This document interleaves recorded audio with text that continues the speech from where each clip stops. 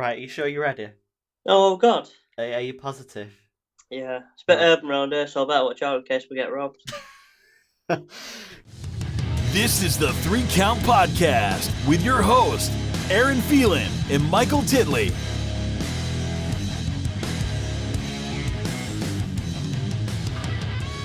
Right, anyway. Um, so, welcome. For any of our listeners that tuned into our live reactions for the draft, we do apologise for the stream cutting out right at the very end for the title match. Typical of technology. But we're going to kind of pick up sort of where we left off by talking about the main event, talking about the kind of supplemental draft that went on the network afterwards. Obviously, we got an extra 30 names after the main show. I mean, to be honest, let's start with that. What did you think of that? The match, or the draft, or the after draft on the The kind network. of them having to do like a big portion of the roster after the show had finished. What did you think of that? See, I originally planned to watch it, and then I thought, you know what? If they can't be bothered, these superstars, if they can't be bothered to put these superstars on the main roster, then there's no need to watch it. Yeah, I get what you mean. If like they're not going to announce, Kurt Angle on the post show, or like Yeah, Rob come back on the post show, I thought, well, there's going to be no. It's just them sifting through the shit yeah. I mean, thing. they kind of. I felt like there was a lot of times during the actual show where they kind of could have fit in another few people rather than, continuing with little promos and stuff and matches. It just felt like there was some wasted time really on the show. I mean, fair enough, it was only 2 hours. I It think seemed that like, oh, sorry, go on. no, I was just gonna say I think ironically they could have benefited from an extra hour, um, just for this first like special episode. But it is what it is. I think I they thought, go on. go on, because they cut out the adverts though, don't forget, in America. So American viewers didn't watch adverts. See, that's true. So they actually had a 2 full hour slot. Yeah, so in a way that kind of even proves the point more because I mean with adverts over here, I still felt like there was time to get in extra picks. And I suppose with not having the adverts in America, they definitely could have fit more in. I think. I thought as well though, like with the show, it just seemed dead mechanical in the way that it just seemed to right. We're picking three, you're picking three. A match, but there was no even reaction when people got picked. None with like people celebrating or like people Well, like in, yeah, there oh was shit, where am I going here? a huge missed opportunity with that. It's like they had the NXT roster all watching at the performance center, and then afterwards on YouTube they've uploaded all like the live reactions and stuff. I mean, I get that they're trying to utilize social media and stuff for the marketing and things, but I think you had a real missed opportunity there. Obviously, they had a live feed going on of the roster, so why couldn't they have shown the reactions on the show?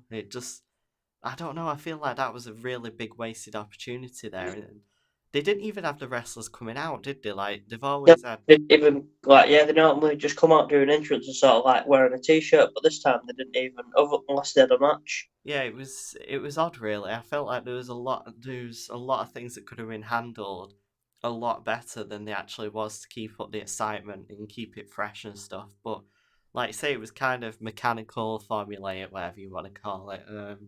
There was a lot of wasted opportunities. Yeah, it was just kind of strange. Um, I think as well with some of the order of picks as well didn't make a lot of sense. Like why would you pick Seth Rollins as the first pick? Like I get that he's like a valuable member to whatever roster, whatever brand he would have been drafted to, but and isn't it a smart decision to draft the champion first? Like Yeah, you would want the champion on your yeah. show. Him, Well, maybe there was a thing where there was a title match at the end, so they could yeah. have had, that's what they sort of did around it, like the champion who's going to be winning tonight. Yeah, I suppose that actually does explain it kind of well because Stephanie would believe that Seth was going to win the title and bring it to her show. So I suppose, yeah, actually, there you have got a good point. You're bloody welcome. What I didn't like is John Cena went in the top five picks. I don't go on about John Cena, but I don't understand how. Like they picked Finn Balor first, You like in the see, I first. was on board with that. I thought that was pretty good because it kind of straight away establishes that he's like somebody to acknowledge who's a top guy. Whereas if he was just some other random pit, you kind of don't get the same effect for the casual fans who don't know who he is. Um, so I was a fan of them doing it that way. Me. I did like the way they handled that, but I suppose, like you say, it does make a case for why wouldn't you pick like John Cena or something in the top five. Suppose you have got a point there. I just think that I think the whole draft it was that Cesaro got picked like 20th. Yeah, I mean, He was sort of like the kid in football who no one wants to pick because everyone knows the shit. yeah, I mean, apparently this is. I don't know whether it's true, but Dave Meltzer, who a lot of fans listening will know, he's kind of confirmed that this was legit on Cesaro's part. Like this wasn't scripted or anything. So it's interesting, really, that obviously he seems really frustrated with being put on Raw and the position he was picked at, which was like really late on in the draft, to be honest. I mean, of course, it was on the main show still, but It's one of them though. Whereas the more the draft goes on, the less interested people are in the picks. yeah, Not definitely. that many people. There's not many superstars, sort of like the big names that come into play. Yeah, yeah, More mid and lower carders. exactly. It was just, I don't know. I think there was just some really odd decisions in the way things were picked. But let's just divert for a minute to the title match. Obviously, we didn't get to talk about that while it was happening. I was surprised at the finish to this. I don't know about you. Yeah, it was a clean finish, wasn't it? Dean picked up a clean win over Seth. I didn't understand that myself, to be honest. It really surprised me. I mean, they've got a title match on Sunday, and it's just a bit like, okay, you've just done a clean finish. Why? I'm confident that Roman's going to win. See, I wasn't for like this past month. He's been suspended, but I don't know. There really is a part of me that's thinking now that Roman's gonna win this. That's hoping that Roman was going to win this. I get what you mean. Definitely not. Yeah, it's a strange one, really. It does seem like it might be Roman that's gonna get the win in this one. The title has to go to Raw, though. That's what I'm thinking. It's what? Sorry. What was I going to say? I'm thinking that the title's 100% going to go to Oh, you Raw. think it's definitely gonna move over to Raw? Yeah. Yeah, it could do. Obviously, there hasn't been a situation explained about what's happening with top titles and stuff, because at the minute on Raw, the top title is probably like the US Championships. Rusev's holding that, of course. So that's kind of the top title on Raw at the minute. Obviously, I don't think that's going to stick. So, like you say, it's either that the WWE title comes over to Raw by either Seth or Roman, or they come up with a new title. I guess we'll find out what they do with that. It's going to be interesting. It is a bit. It's a bit of a weird one, though, isn't it? I think they've got. Well, they have. When was it? About 2 or 3 weeks ago that they stopped calling it the WWE World Heavyweight Championship. Yeah. They might just be having a World Heavyweight. I think that's probably the likely scenario, to be Despite honest. what Jerry Lawler says. I don't know how they're going to introduce it, but I think that is the likely scenario in this case. I think it'd be interesting having that on Raw again. Like, it's I prefer worth. the World Heavyweight on SmackDown.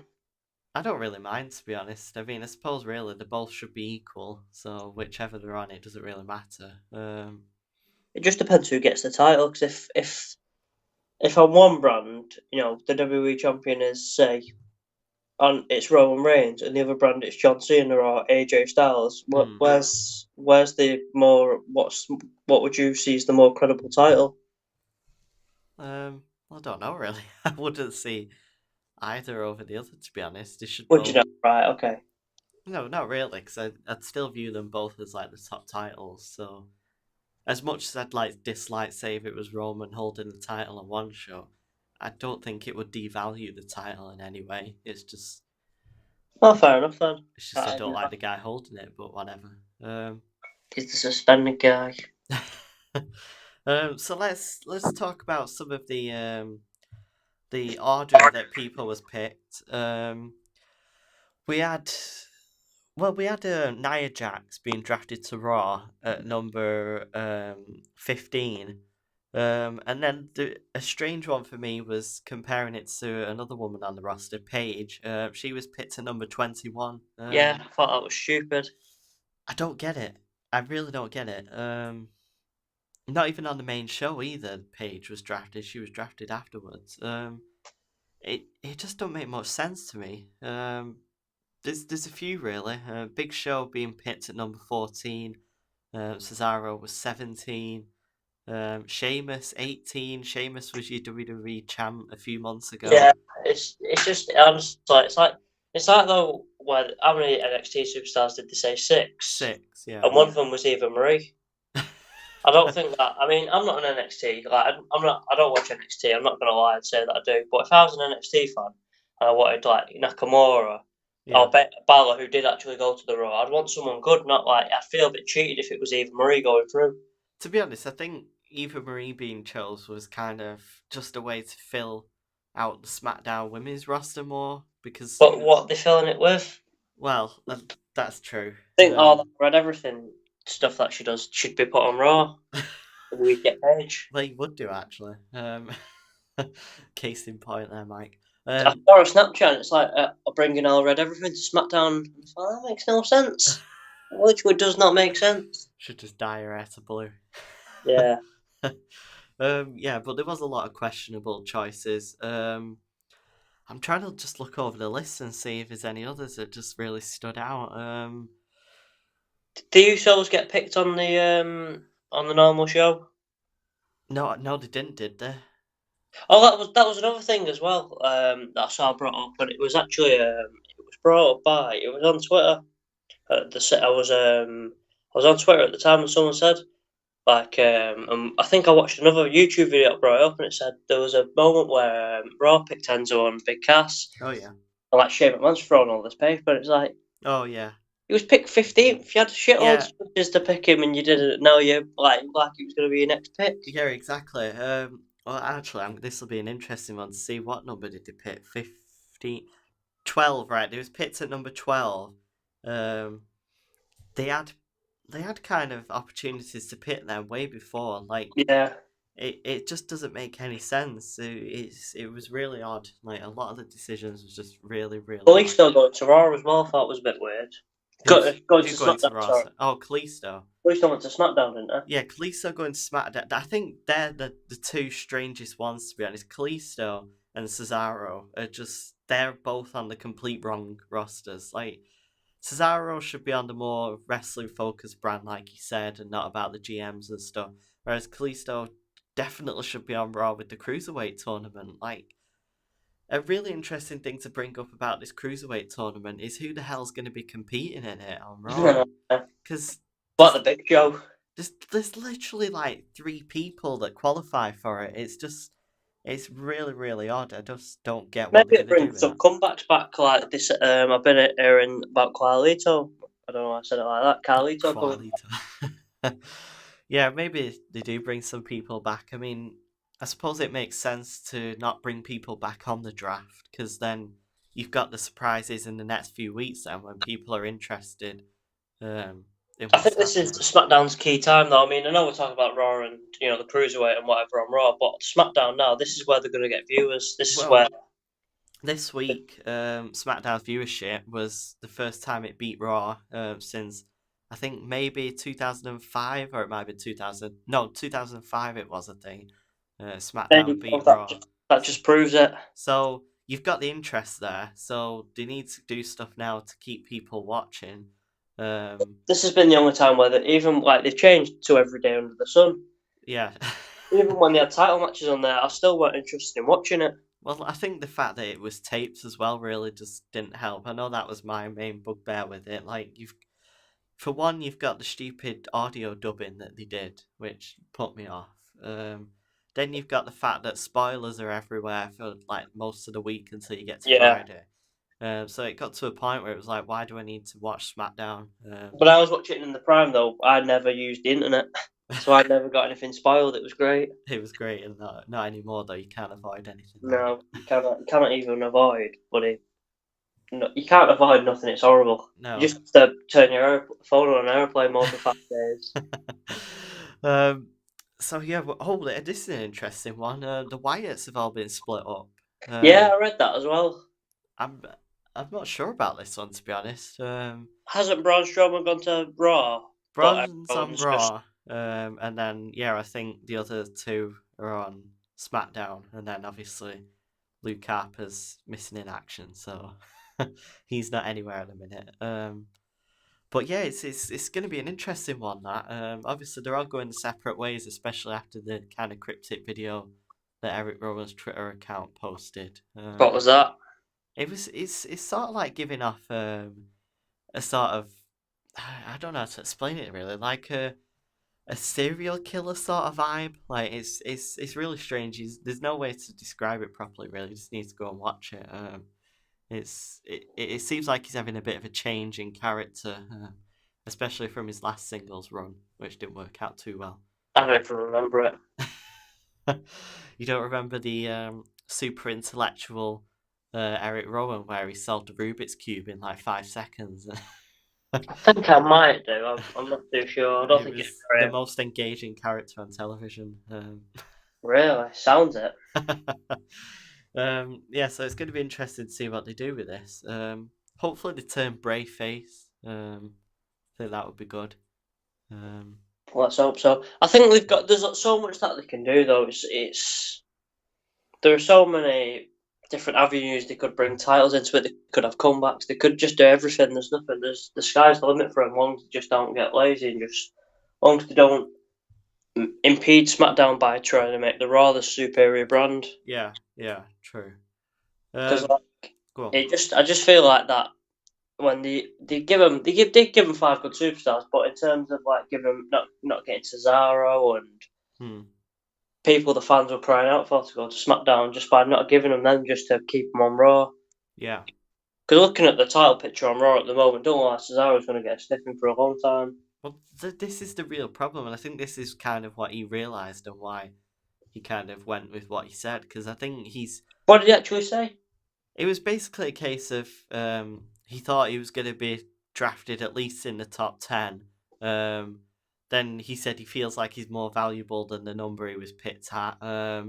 Then he was asked about... he said he'd rather be on like the Wrestling Focus show, which SmackDown was said that it was going to be.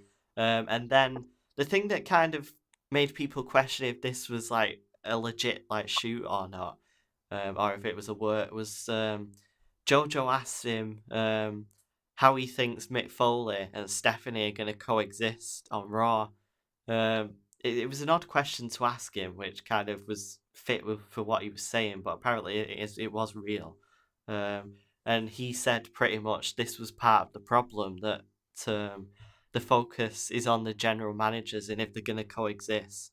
And that shouldn't be the focus. The focus should be on the wrestlers, and the general manager and commissioner should be there to mediate the wrestlers and make a good show. The focus shouldn't be on themselves. And I think that's a really good point. He's 100% right. Yeah, he really is, because, I mean, you look at SmackDown, and you've got Shane and Bryan that are kind of just picking the people that think going to make a good show and stuff, and they're both positive about the show, and they're going to try and make it a good brand. And then it's not even been 5 minutes, and Stephanie and Foley are already like having differences over the picks and stuff, which was it was in the first like 10 seconds of the show going live on SmackDown, where Mick Foley was going to announce the first draft, and Stephanie butts in and says Seth Rollins. And it's like you said, it seems more about them than the wrestling, which is stupid. Yeah, it really is. So you can kind of understand what he's annoyed about. I guess we'll see what's going to happen. We've got to give them a chance. All the eyes are on both brands at the minute, which is the first time in years. So they've got a big chance now. How long Survivor Series away? November. So that's not that far, then, is it? Really? It's not miles away, but I mean, I'm looking forward to it. I think it is a joint pay-per-view, isn't it?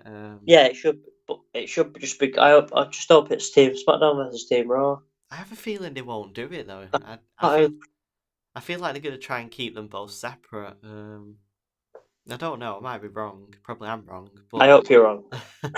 I just feel like they're going to try and keep both brands separate for as long as possible without much interaction. But I guess we're going to see how they'll handle that. But for your sake, I hope they do. Yeah. So should we move on to commentary teams then? Yeah, let's do that. I do think that SmackDown got the shittier end of the stick other than JBL. Other than JBL. No, more like JBL's part of the problem. Are you really? You don't like JBL? I really don't like JBL. I used to. What do you not like about him?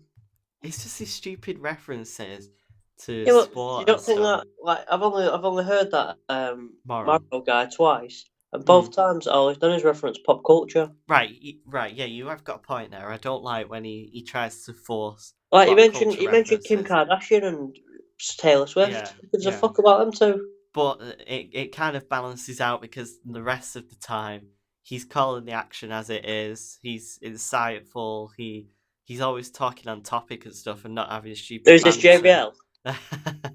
He's not having stupid banter with the other commentators and stuff where it's unnecessary. He really adds to the action, but you know, it's Well, I'm a big JBL fan. I'm not going to hide that. I just think that if it weren't for him, I think SmackDown just got robbed in terms of commentary. I don't know why. Is it David Otunga who's the other side yeah. of it? To be honest, this is I'm the not going to worst. judge. Yeah. I'm not going to judge him until I hear him. But as soon as I do hear him, I probably will end up judging him. Well, did you Bad know? boy. Oh well, yeah, I don't know why I'm asking you, question. He was filling in for Jerry Lawler a few weeks ago when Jerry was suspended on SmackDown. And a direct quote from him was, "If there's one guy that can beat AJ Styles, it's Jimmy Uso." And it's just ridiculous.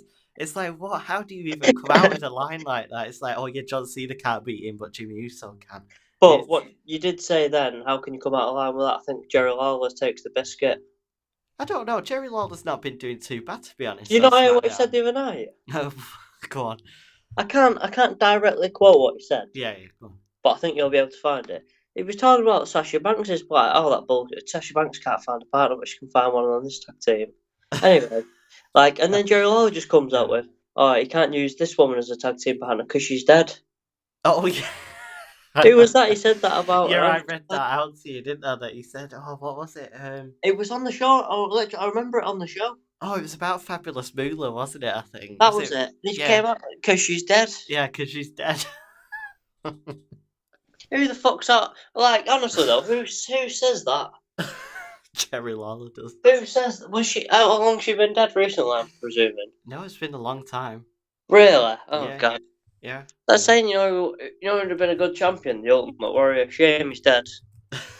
Like, well, you can't just come out with that. Is that why he's been fired, do you reckon? Who? Oh, Jerry I've Lawler. heard, He's not been fired. No, he's not been fired. He's just been. He's not an either brand, is it? No, but I mean, unless they move him to NXT, I don't know. I don't know. They just might have quietly removed him. Maybe Quietly, just like shimmied him out the room. Come on, Jerry. Come on. To be honest, though, he's been doing his best work in years on SmackDown recently. He's been playing the heel, and he's been doing good, to be honest. But I'll have to hear it to believe it. I would have took him over. I was just gonna say over Morrow. Then no, I wouldn't. I would have. Well, you've said it now. I would have took him over Otunga, but whatever. It is what it is. I'm excited for Corey Graves on Raw though. Has he gone to Raw? Yeah, Corey Graves is on Raw. Raw. Him, Byron and Byron, Corey. Oh wait, is it Byron? Yeah, I think it is Byron, Corey, and Michael Cole, obviously. Oh god, that sounds awful. No, I think that'll be good, to be honest. Is it Byron? Sure, it's Byron. I think it is. I don't mind Byron. To be fair, I prefer Byron to Michael Cole now. Michael Cole's good when he's not got Vince down, is it? Like when they did the Japan special last year, he was really good on that, Michael Cole. Like that's the best he's been in years.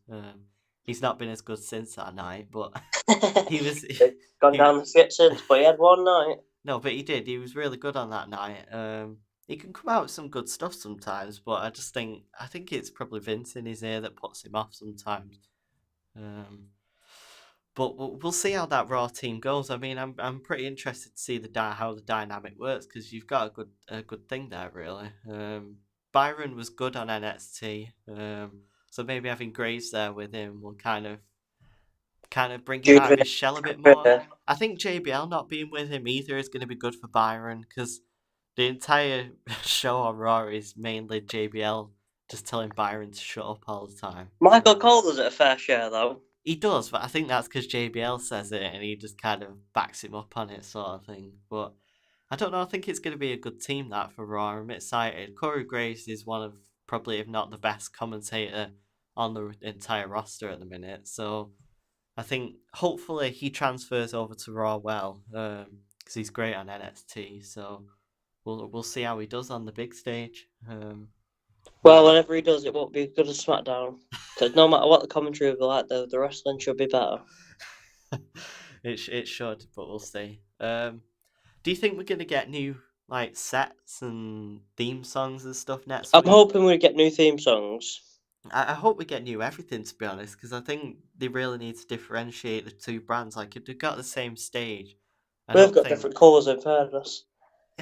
You say that, but you can still, if they're kind of going for this thing where it's two different brands competing, I think they kind of need different stages to differentiate them more, or else you get the same feeling that... Give them a call, get designing some stuff. We've all seen your work. Don't worry, I'm already onto it. Good to hear. Get some designs, send them over, see what they say. I guess we'll see what they do with that. Hopefully, I am hoping that they get a different look for both brands, but... Here's one for you. What would your dream song be for SmackDown? I don't really... That would, if it fit. I don't really have one on the spot, to be honest. No, one on the spot? I mean, I know what you're going to pick. Well, you don't specifically. Well, I was going to say that. Not specifically, but I know which band you're going to pick. Yeah, I think you're wrong as well. Oh, am I? Well, then I am. Yeah, I am. Because I was going to say Nirvana. So. Oh, right. Never mind. You was right. Oh. So... I do, honestly, I'm really looking forward to SmackDown now. I think it's something that I can watch live every week, and I think... I just think it's going to be... I really do think it's going to be good. Yeah, I mean, to be honest, I'm looking forward to both shows now. I don't think SmackDown's really got too much ahead of Raw, which I was expecting it to have. So it's going to be interesting to see which brand kind of proves itself the best. I do have a strong feeling that is going to be SmackDown, but... See, I've got a weird qualm with both brands. See, Randy Orton picked SmackDown, didn't they? I mean, vice versa. Yeah. And Raw picked Brock Lesnar. Aren't them two fighting at SummerSlam? Is this just a special, this, or...? It's kind of into promotional matches, isn't it? I'm just hoping that they don't do this every pay-per-view where someone from Raw's fighting someone from SmackDown. No, I don't think so. I think it's kind of... It was made before the draft, so it's just kind of going to happen. It'll probably build, like I said, as an inter-promotional match. If anything, that's kind of a bit of a backstory for it already, the match. Like, a lot of people saying, why is the match happening? I guess you can kind of build the story now that it's inter-promotional match. Who's the best doper? That's the question. Oh, not even going there. Randy's 2 strikes are better than Brock's 1 at the moment, so we'll see what happens. Well, apparently the news came out today that they're not going to suspend Brock. That's a bit thing. I think that's a bit wrong. I suppose it is, but then the other way of looking at it is, what's the point of suspending a guy that's been off for the past 90 days or whatever anyway? So does it really make much sense suspending him? Let's just hope that all this Brock drug thing just gets washed over and turns out he was innocent. That's that's unlikely, but we'll see. You never know. You never know. Is there anything else you want to bring up? No, I think that's it, to be honest. Good SmackDown. I mean, I suppose we'll probably do a few more podcasts and stuff in the coming weeks and months. Maybe a few live reactions to SmackDown. Maybe. Stay tuned for that one. We'll keep you posted. Always, thanks for listening. Like, share, and subscribe, and all that. The rest of that. Thanks for listening, guys. You've been listening to the 3 Count Podcast.